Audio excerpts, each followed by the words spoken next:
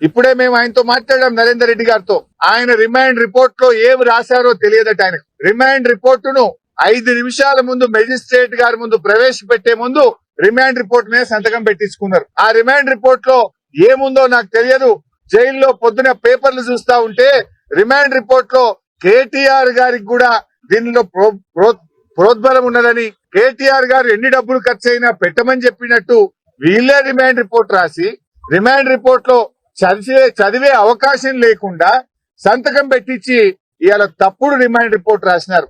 తప్పుడు రాసిందని చెప్పి నరేందర్ రెడ్డి గారు మాకు చెప్తూ ఆయన చాలా బాధపడ్డాడు.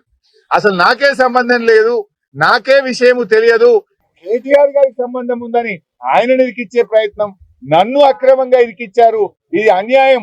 అసలు రిమైండ్ రిపోర్ట్ రాసే ముందు నాతో మాట్లాడలేదు, ఏమి రాశారో చదివే అవకాశం నాకు ఇవ్వలేదు, రిమైండ్ రిపోర్ట్ లో ఏముందో నాకు తెలియకుండా ఒత్తిడి చేసి నాతో సంతకం పెట్టించారు. అంతకు మించి నాకు తెలియదు. ఈ విషయాన్ని మీకు చెప్పడమే కాదు, నిన్న మెజిస్ట్రేట్ కూడా చెప్పాను. మెజిస్ట్రేట్ గారి ముందు కూడా ఆ రిమైండ్ రిపోర్ట్ లో ఏముందో నాకు తెలియదు, ఒక్క నిమిషం ముందే నాతో సంతకం పెట్టించారనే విషయాన్ని నిన్న మెజిస్ట్రేట్ గారికి కూడా చెప్పానని చెప్పి నరేంద్ర